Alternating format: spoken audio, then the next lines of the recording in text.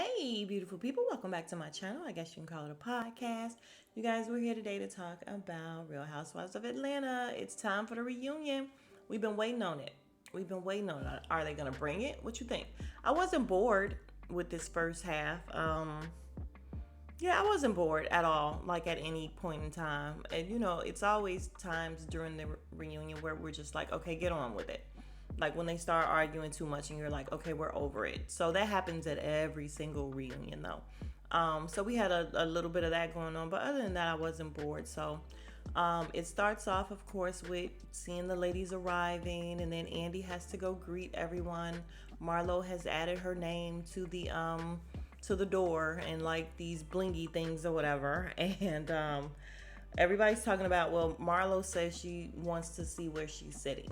Like, I don't know the whole big deal about sitting next to Andy, and I'm hoping and praying that maybe have those two sitting next to him, Sheree and Marlo, because they won't be back next season. What do you think? Like, I don't know. But yeah, so it's fine. Drew was on the phone with uh who was she on the phone? Therapist or spiritual guide? Or she was on the phone with somebody. And I'm like, this girl is always in need of help.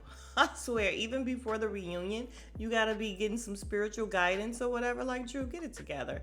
And it's so funny because everybody's walking in, they're looking fabulous, and Drew has the elevator like hit her, hit her arm. And I'm like, Drew can't win.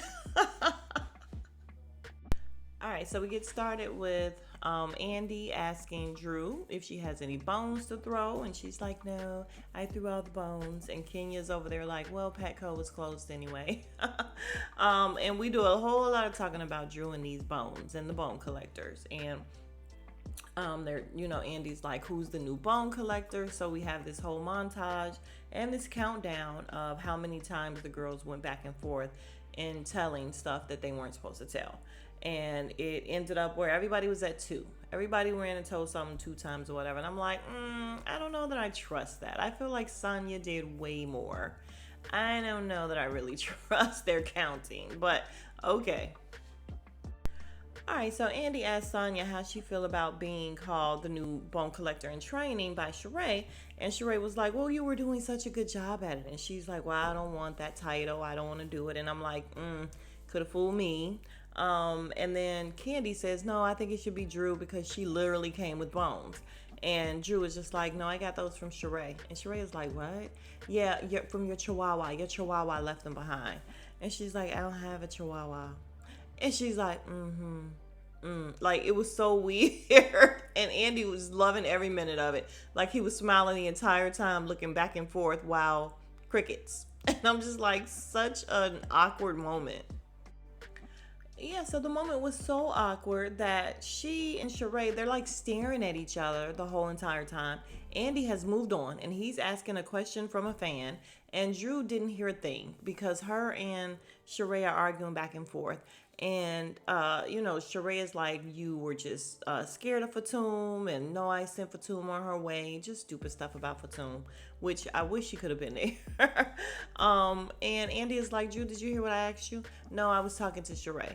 Okay, that's not how this works, sis. I'm gonna need you to pay attention to the person who signs your checks. Like, Sheree doesn't sign your check. And I just feel like every time Drew tries to have a moment, it always fails. Like, she really was trying to come with something with the whole chihuahua thing, and it just failed. It just turned into an awkward moment. Like, a lot of her moments. God, I can't talk. A lot of her moments turn into awkward moments. It's crazy. All right, so a lady named Robin asked Sheree, did she pretty much use Fatum to be her, mouthpiece and do her dirty work? She's like, did you know that she had a background check and all this stuff? And Sheree said no. She's like, no, I didn't know that she was going to come out with anything. She's like, the whole thing about him being gay, I don't believe it, so I would have never said it, so it wasn't a big deal. Drew, of course, is like, I don't believe you, I don't believe it. And Sheree's like, cool, let's call Anthony. And I'm like, now you're friends with Anthony again after he ran around saying you don't pay and all that? Like, it's so confusing with this Anthony person. But Andy was like, no, let's not call Anthony. I don't want to call Anthony, right? I was like, yes, we don't want to hear from him. So he could be like just over the top. He's too much. All right, we also sum up the whole thing with the Lisa Ray Range Rover because a fan asked, and Kenya said, "Listen, me and Lisa Ray did an interview just recently, and she said it's not true, but she said, Kenya, you can use my range, my car anytime." And Marlo's like, "Well, I just said what I heard," and I'm like, "Girl, she sound like Mama Joyce. The streets is talking."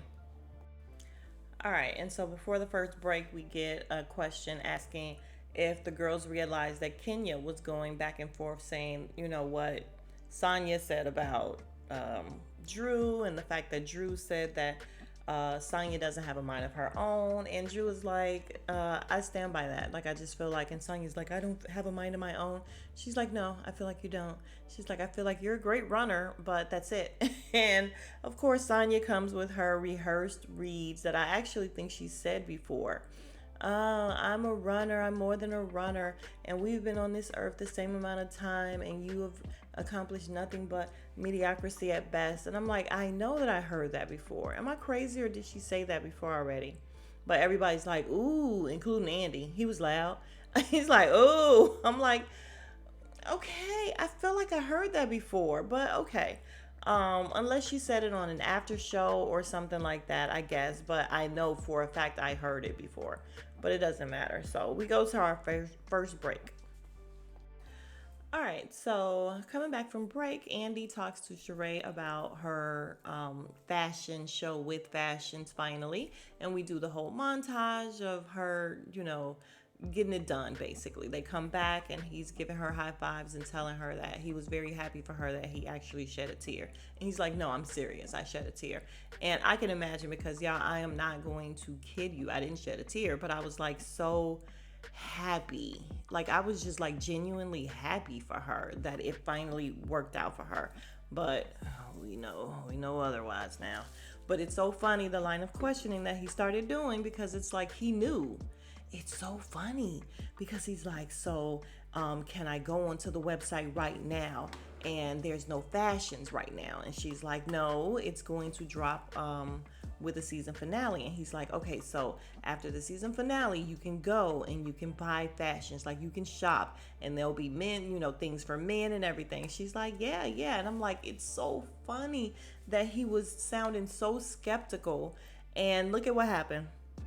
Look at what happened, you guys. Let's just touch on it again real quick. The fact that as soon as the episode was over, actually it was still going, and I went to shebashere.com, kept clicking on shop, nothing. It wouldn't even go to shop. So I clicked on the other things. It was going to the other, things about, all that was working. Shop was not. So then later on, after I started watching more reviewers and everybody's saying the same thing, so funny, everybody was saying the same thing. But then later on, she puts up the thing about the website crashing, and I'm like, that's bull, because it did not crash at first. Like, she crashed it. She just put up the thing like, okay, it's not working out, because it was working. The website had not crashed. Well, I guess maybe it hadn't crashed yet when I got on it, but I was on it and it was fine. You just couldn't shop, basically. But again, and now we find out the whole thing with her and the Shein and Amazon stuff, and the fact that she wants to charge $142 for a t-shirt. Are you kidding me? Like, she done lost her mind. Anybody that was out to really support her, it's done. It's over with now. Like, I feel like it's over, because I really was like, okay, I would like to own something she bought Sheree, just to say I own something she bought Sheree. Like, I was literally looking for something to support her. And now I'm over it. I'm totally over it. And she totally missed this moment. Like, she missed the mark and she missed the moment, and she just left so much money on the table, because now I feel like people are just over her. Let me know. Are y'all over her? Y'all still y'all buying a $142 t-shirt? Like, if you are, let me know. All right, sorry, but back to the reunion. So Andy asked her, when you did the whole thing with September spring joggers and all that, were you ever embarrassed by that? Because, it really became a thing. And she goes on a whole tangent about how she just cares about her kids and all this, and I'm just like, what are you talking about? And she's like, I was just caught off guard. And he's like, well, then you should have just said, I'm not working on it yet, I'm busy doing other things or whatever. And I'm like, yeah, just keep it real. But she never answered the actual question, were you ever like humiliated because of the fact that everybody clowned you about this spring, summer, September thing? She never answered the question. Sheree is good at that. All right, you guys. Sorry, there's gonna be so many jump cuts, but in the reunion, it's nothing but jump stuff, like a bunch of different questions. I don't want to miss anything really. So we have two questions to Marlo, so we'll get that out the way. Marlo, did you really make Sheree pay for her stuff when you was trying to be supportive of her, but you set up a shop for her and you made her spend her own money? And Sheree's like, yeah, she made me spend my own money. How you gonna treat me with my own credit card? And Marlo's just laughing. I still don't think it's fun. I'd have been like, yeah, I don't want nothing. I feel good. I feel better. I feel good. But she says, yeah, she paid her own stuff. Marlo didn't treat her to anything really. And then the second question to Marlo is, if she really knows Fendi, the creator of Fendi or whatever. And Andy says, yes, she does, because she brought her to, I think, Watch What Happens Live, and Fendi, the lady or man, I don't know who owns Fendi, sent something. I think it's a lady, sent something to his baby. So Marlo knows the lady who does Fendi, which is great, because maybe she's not paying for all this Fendi stuff. Y'all know Marlo be Fendi'd out, and it's all right. It's all right, like Fendi is okay. It's not the best. It's not the greatest, but listen, if she getting it free for promotion, great. All right, so then we get into the whole thing about Candy speaking on it about Sheree all the time, and then we have a clip of her like on her Speak on the Show saying how She by Sheree still ain't out, and she couldn't do it, she by it ain't available, and all that. And Sheree is like, yeah, I thought you were supportive, but people send me stuff all the time of you talking about me every week. And she's like, ain't nobody talking about you every week. And she's like, well, if you need to use my name for clickbait, you think I need you, Candy, for her to be so small? Like, she's so loud. I mean, just loud for no reason. What? You think I need to use you for clickbait? And she's like, well, obviously you do, because you talk about me. Y'all, Speak on It is actually pretty hilarious. The guy that she has on there, I guess, is just a personal friend of hers. I don't know. I don't know if he really does anything else. His name is A1. Is he a DJ or something like that? I don't know. Yeah, I think he is. But when I tell you he be going in, and I haven't even watched all of them. Like, I just recently heard about how he goes in. So I watched an older one from a couple weeks ago or whatever. And yes, he goes all the way in, especially on Marlo. And I love it. Love every minute of it. He's in love with Kenya, hates Marlo, and goes in on the girls. He says everything that we're thinking. So that's not Candy. She ain't the one doing it. Yeah, it's so funny. Andy is getting his entire life. She's talking about, I don't need to use you for clickbait. And he's like, oh, like he is getting his life.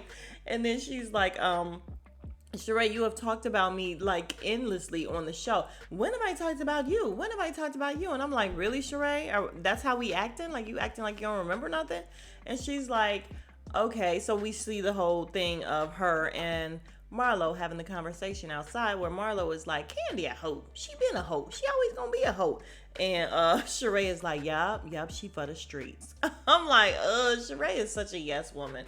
But she continues to say she didn't say anything. And then Andy sits up and he's like, nah, Sheree. Smile on his face and everything, but he's all into it. Now, you were talking about her in your interviews, and then we see her talking about, yeah, Candy sucked D in the locker rooms because we all know that she was clowning her. She was really clowning Sheree. And then King is like, that Candy supports you, Sheree. And she's like, yeah, yeah, but, I guess it kind of don't feel like it. So Sheree ends up pointing out the fact that Candy talked about Tyrone in her interviews and her confessionals and everything. And Then everybody's just like, well, that's Tyrone. Like that. I mean, you can't say it doesn't have anything to do with her, but it ain't really her talking about you. She ain't say nothing about you except the fact that, ain't no fashions, which is what everybody was saying. That's a given. And everybody just came to the consensus that everyone talks about everybody in the confessionals, and it's true. Then we get a question for Sheree from somebody named Betty saying, why do you clown Drew and her drop it with Drew when it actually took you 14 years to get your stuff done? And she's like, 14 years, Betty. And then she's like, well, I am fashion. And I'm like, is she? Is she fashion? Listen, I'm not mad at the way Sheree dresses. Like she looks fine a lot of the time. Sheree cracks me up because if y'all look back, because I told you I've been watching the past seasons, Sheree will wear some flats in a minute. She'll wear some flat sandals. She'll wear just comfortable clothing a lot. Now, when she put that shit on, she can put it on and she can put her heels on and do her thing. But she loves some comfortable clothing. So the athleisure is very good for her. But, she's just saying that Drew, oh, no, I'm sorry. Drew then starts speaking and saying that, yeah, you should have been supporting me. Drew was trying to go the Portia route. Y'all remember when Portia, her first season, and she was just like, yeah, they were clowning me because I didn't want to go into the strip club and everything, but I was looking for them to be like a sisterhood and for it to everything to be a sisterhood. And then she made everybody feel bad. It didn't work for Drew. Drew's just like, I wanted that support and this and that. Nobody was still supporting her because whatever, Drew. Y'all, Sheree's so ignorant. She said, no, I wasn't really clowning her. I was just saying that, Drew doesn't represent fitness or working out. How ignorant is that? And everybody was like, ooh. And she's like, well, I have talked about my health challenges and we learned that she had a hysterectomy. She's like, I have no uterus. I'm like, girl, she be oversharing. It'd be a lot from Drew. Okay, so Drew starts talking about her surgeries and everything. Well, the fact that she had the hysterectomy and what's her name? Sheree is like, yeah, and a mommy makeover. She's like, yeah, we've all had something done here. You had your boobs done. And Sheree admitted, yeah, I had my boobs done. She's like, and your butt done. Girl, you done lost your mind. Like, I ain't had my butt done. Nothing. This is all natural. What she say? Squats, not shots. Y'all, the stuff that they come up with, and they thought about it, but it's still, that was cool. Okay, Sheree. All right, so once again, we're talking to Sheree about the fact that it took 14 years, and she's talking about being a parent, and Andy is like, listen, your kids are grown. Well, they weren't 14 years ago, so okay, fine. Then we talk about the fact that Sheree don't pay, and Drew is like, well, you ain't paid me, and Sheree is like, I can't wait to get to that. And Andy is like, listen, do you pay everybody, like when you get bills, let me break it down. When you get bills, do you pay everybody that sends you bills? And she's like, I pay who needs to be paid. He's like, hold on, what does that mean? And then she's like giving an example of Marlo saying that she didn't really like her dress and she didn't want to pay the rest of the balance. And Marlo's like, no, I always pay. So, just kind of leave me out of it. And Kenya is just like, listen, just because you don't like a service that's rendered or whatever, it doesn't absolve you from having to pay. Like, you just pay them and don't use them anymore. And she's like, so hold on, what you saying is, like, Sheree just don't get it. Sheree is like, hold on, so what you saying is you have a contract. And King is like, yeah, in your contract, unless it says, if I'm not satisfied with this service, I'm not paying, you still have to pay. You just don't use them no more. So Andy's like, listen, if you go and you get a bad haircut, do you still pay? Yeah, I still pay. I just don't use them anymore. Boom, there you have it. And I guess, you just still got to pay, but then maybe you sue them for the service that wasn't up to par. If something wasn't done, by a contractor or whatever, you just take them to court for your money back or whatever. But Sheree ain't gonna pay, period. All right, so we get another question to Candy about her throwing people under the bus about stuff that happens off camera, stuff that she knows that's not on the show that she actually brings up on the show. They said she did the same thing to Phaedra. She did the same thing about to Dennis about the tattoos, and she did the same thing to Sheree. Oh, and then we see a clip of her saying, how did she pay for that house? Was it Tyrone's money that paid for that house? And she's like, listen, if I am coming back to retaliate, then yeah, I'm gonna use everything that I know, basically. Some kind of way, Marlo jumps in and she's not making sense. She's just like, Candy, Ty called me and he was saying something about a show. Is that true or yes or no? And she's like, Marlo, I'm not doing this. No, we gotta do this. And even Andy was just like, can you get to it? Like, I don't understand what you're saying. So basically, she's saying that Todd called her about a show. And Candy is like, no, I talked to you. And she's like, why would I talk to you, Candy? You don't produce shows. She kind of do, though, don't she? Like, don't she produce plays and stuff or whatever? Come on. And so Candy's like, you talk to me first. Like, basically, you said that you didn't know what you were going to do and everything. So I took the idea to another network and stuff, and then you talk to Todd, but we had the conversation first. And Marlo is, I just want you to be honest. Candy's like, listen, the problem is you get on your platform making it sound like I haven't done anything for you, because Marlo's like, all you want to do is bring up what you've done, and I'm like, look at the pot calling the kettle. Somebody bringing up what they done. That's all Marlo does. And Candy's just like, listen, I'm just saying, you come on your platform and tell people that I don't give back, I don't do anything, when I was trying to help you. So we get into this whole back and forth with them, of course. Oh, I also forgot to add that Marlo said the reason she didn't sign the contract was because the contract didn't make sense to her. It wasn't a good contract. So that's why the show didn't happen. All right. Who cares? Who cares? I would never watch a show with just Marlo ever, just so you know. Y'all, Andy actually co-signed what Candy said. He looked at Marlo and said, listen, she does. She pitches shows all the time. And I mean, obviously that means she pitched it to him. He didn't take it because whoever picked it up or was thinking about picking it up was on a different network per Candy, but he co-signed that she be pitching, or she was pitching shows for Marlo. All right, we then talk about Sheree and Tyrone and the fact that she said he wasn't good in bed, but she actually did sleep with him when he came home. And I guess now it sounds like she's trying to make it seem like it wasn't that bad, even though on Watch What Happens Live, she said it was just not good. I don't know, but Andy's like, do you think he was using you? She said, yeah. He's like, using you for what? And then she goes into this whole thing about him trying to get her to sign a contract because he's not on the Real Housewives of Atlanta. And it just didn't make sense to me. And everybody was sitting there. Maybe everybody else understood it, and maybe I need to look at it again because I ain't really watched it the second time. But I was just like, "Fuck is you talking about, Sheree? I don't know." Like, the whole thing was just, ugh.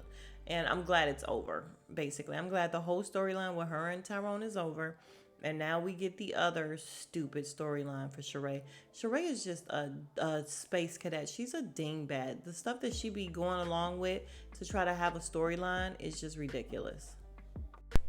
And next up is the Sheree and Martell moment. And it's so funny that Andy kept trying to act like he didn't know who he was or he didn't know what was going on. And she, he's calling him her boyfriend. And she's like, I didn't say I had a boyfriend. I didn't say we were together like that. We're just taking it slow, having fun. They've been seeing each other for a few months.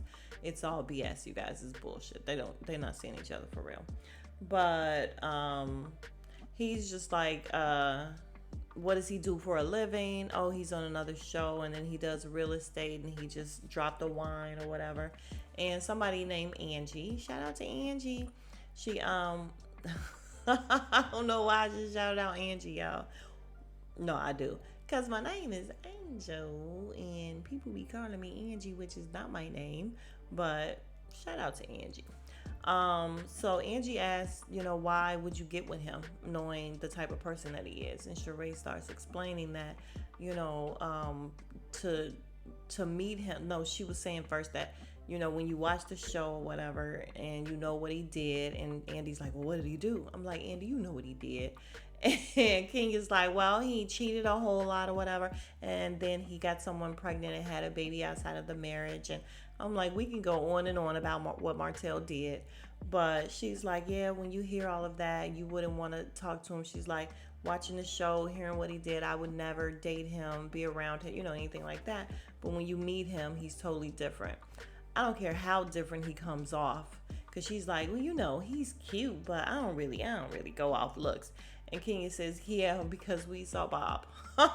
And like Sheree cracked up at that. She's like, oh my God, did you hear that? Did you hear that joke? And like she was just really cracking up.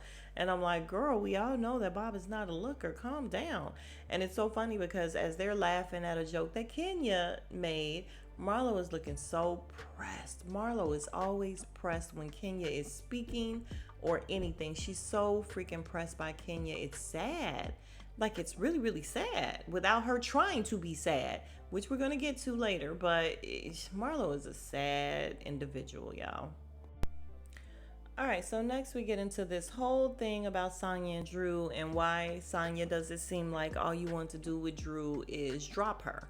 And then we get the whole flashback of everything and the fact that Sonya said that Drew kind of pretty much just be doing too much.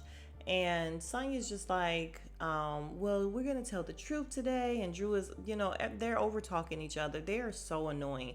And then both of them together, oh my God. Like, I honestly be trying to tune out and still listen, but so annoying. So Sonya then comes up with this whole thing of she had a conversation with Drew in the room. Y'all remember on the flashback or when it happened, Drew was like, well, why are we doing this here? Like, you were just in the room with me. You didn't say a thing.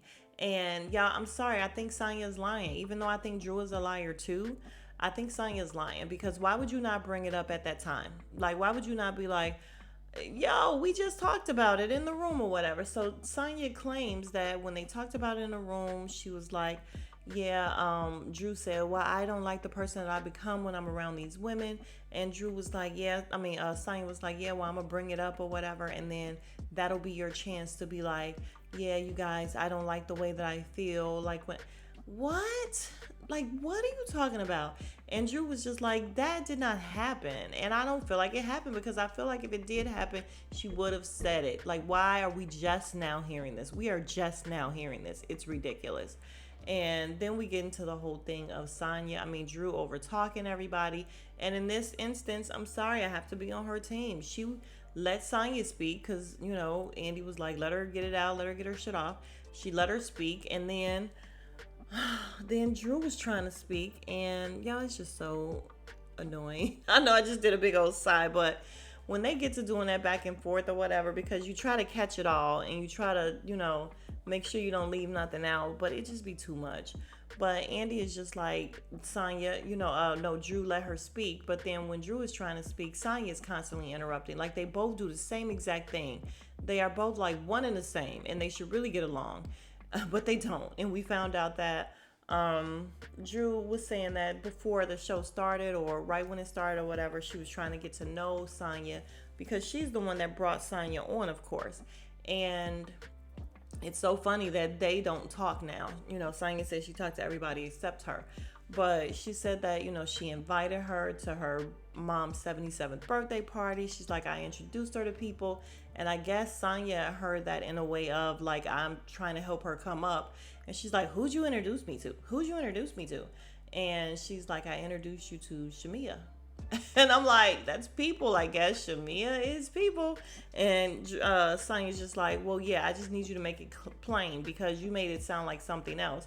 And like Sonya just be, again, you guys, they are exhausting, both of them, because it's just so stupid. Y'all don't like each other. Y'all don't fuck with each other. It's fine. Just don't. We don't care because hopefully neither one of y'all come back next season. We don't have to deal with y'all. All right, now we get into the Marlo moment. Even though I forgot to say that Sonya started crying and Andy's like, Drew, she's crying. And she's like, okay, yeah, there's tears. And he's like, yeah, that's crying. And everybody's laughing. And he's like, she's not an actress. She's not an actor. And Drew is like, well, we don't know that. And yeah, we don't know that. Like, Sonya did all that crying about not wanting a baby and then changed her mind after one conversation of him saying, okay, then we don't have to have a baby. Broad, so you win and then you change your mind? Like, you won this fight. So what are you talking about? So I don't know that I buy the whole thing with the baby in the first place now. But we get to Marlo and her mom, and y'all gonna be mad at me because the compassion is just not there, and the fucks is just not there. I'm sorry. I feel like Kenya on this whole thing. I just, it's a sad story. It is, and I hate that she went through it, but I still feel like she is the forever victim. Like she is a professional victim. So she says that her mom, the visit was going great and everything, but she went back to acting the same way. And I'm like, all because she said she wanted to bring a boyfriend. Okay, so y'all squashed it. I'm not bringing the boyfriend. It's fine. So get past it. Like Marlo, oh, y'all know how I feel about Marlo. All right, so Marlo's crying, telling her story about how she sometimes just really wants her mom. And I don't know. I don't know. I'm gonna try not to be so insensitive while telling the story, but I mean, the story really is a sad story. She said she ran away when she was 10. So we'll just go in order. She ran away when she was 10 because her mom beat her so bad that she wanted to run away. She told her brother, don't say anything. And I guess she told him she would be back. I don't know. But she said he was mad because she never came back, but she was 10. So she ended up going into foster care at that point. And she went to a Jamaican family. And the guy was abusive to her. So she called the caseworker and was sent to another lady who was very strict. And she was just like, oh, well, you run around telling everybody I'm strict, so you got to go. And then she goes to another family where she thought that it was going to be, her place. And she's like, it's in, I guess, like a cul-de-sac. And, the lady had a daughter and she was a school teacher and everything was great. And then one day she comes home and the lady is like, you got to go. And she's like, why do I have to go? And she's like, well, I love you, but my daughter is feeling like, basically she's not getting enough attention. So she sends Marlo away. And she was like, all right, after that, she was just like, fuck it. Like now, this is where all the trouble came, where she was just like, she can't count on anybody. She doesn't feel worthy. The girls on the show don't make her feel worthy. Whew, all of that, which is a lot. But it just kept taking me back to the fact that she did it to her own nephews. Like the fact that you had them come home one day and say, you gotta go. And like literally when they showed the flashback, you're telling people, yeah, I just need a break from them. I had them for 3 years. I need a break from them. Like you're doing the same thing to them. You're doing the same shit to them. And it's sad because apparently it's just, an ongoing thing with her, or maybe it just runs in the family. She said her mom was not taking very good care of her mom. Her mom's mom, her grandmother basically didn't know how to really care for her kids. So it's just kind of going down the generations, and it's really unfortunate. It really is. But I just feel like Marlo uses it for everything. And yes, I know she was emotional. I know she was crying. I know all of that, but I don't know. I just feel like Marlo is now too old to, I don't want to say it because I know that people need therapy and people, sometimes you really are stuck. But I just feel like maybe she just is. Maybe she's not in therapy and she's just stuck. But it comes off like Marlo is just really stuck. She's stuck in as a kid. And that's why she's so fucking childish, because she's stuck as a kid. Maybe that's the issue. I don't know. So maybe I should have more compassion. I don't know. But I just know that she's annoying as all get out, even though this is a very sad story. So Andy keeps trying to make people sympathize with Marlo and shoot her all kinds of bail and everything. Like, oh, is this why getting impeached meant so much to you, Marlo? Because you just wanted to fit in. And she's like, yeah, I'm just gonna be honest, I didn't feel worthy. Like, I feel like she's using all kind of buzzwords. Like, Marlo is a very smart cookie, you guys. And again, she is a professional victim. So her going around the whole room like, oh, I'm sitting here with a former Miss USA. I'm sitting here with four-time and she's going around doing everybody or whatever. She is good. Marlo's good. I give her that. So Andy asked Kenya, did Marlo turn out to be the housewife you thought she would be? And she's like, no.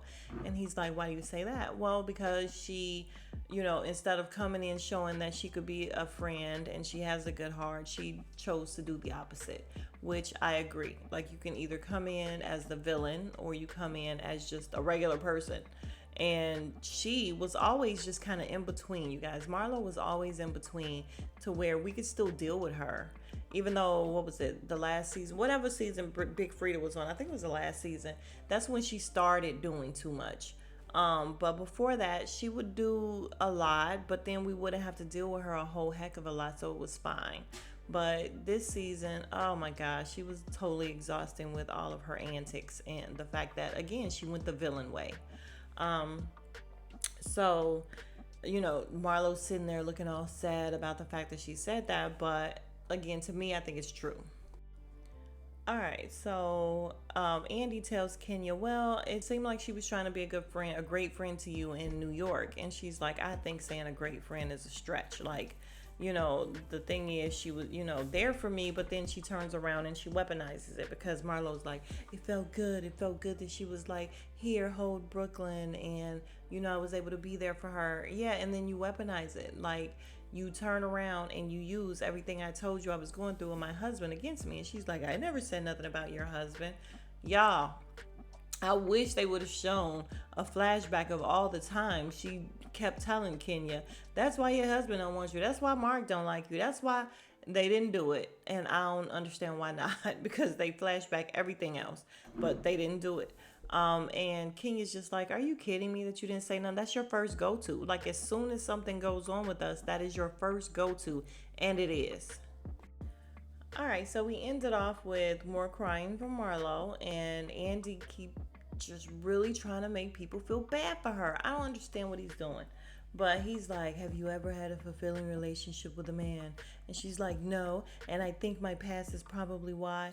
Here's my thing. If she's so smart that she diagnoses everything and she knows why everything is happening in her life, and this is happening because that happened in my past, and then shouldn't she be in a better place? I'm sorry.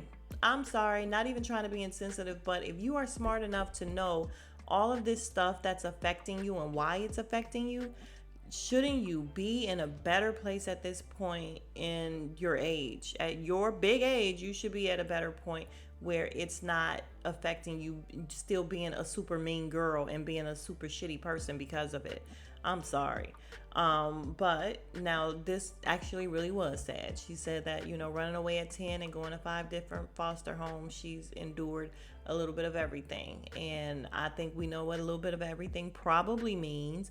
She didn't come out and say it, but it's sad. Like, we know what happens to little girls and little boys or whatever sometimes. So, yeah, I mean, it's a sad story with Marlo. It is. I just don't want it to be an excuse for her bad behavior at this age. That's all. I'm not being insensitive or whatever, but she's saying how, the cast members belittle her and call her a prostitute, but they can't bring one man that she slept with or whatever. And that's when Kenya interrupts and says she disagrees. And we fade to black. All right, we get previews for next week. And you guys, I am totally exhausted. Don't I sound exhausted? Like, just try listening to all this stuff 2 times in a row. Like, I watched it, and then usually when I do my reviews, I watch it again. And again, I do that because I'm terrible at taking notes, and my handwriting is awful. And if I take notes, then when it's time for me to do the review, I can't read my handwriting. I'm sorry, but it's true. If you are still here, good God, you are the real MVP. And I thank you. If you have not already, please consider subscribing. We would love to have you. Like the video, please. Comment. Let's talk about it. Tell me what you think. Y'all can let me know. Like, I have so many people that let me know what they really, really think about the fact that maybe I am being too hard on Marlo. Maybe I'm not, I'm being insensitive or whatever. I have loads of people who don't agree with some of the stuff that I say. Some of the people that I like, they don't like, and vice versa. Like, people that I don't like, they like. It's crazy to me because I understand how Phil and JBB liking these people, but they do. But you guys, let's talk about it, and I will see you guys in the next video. Smooches.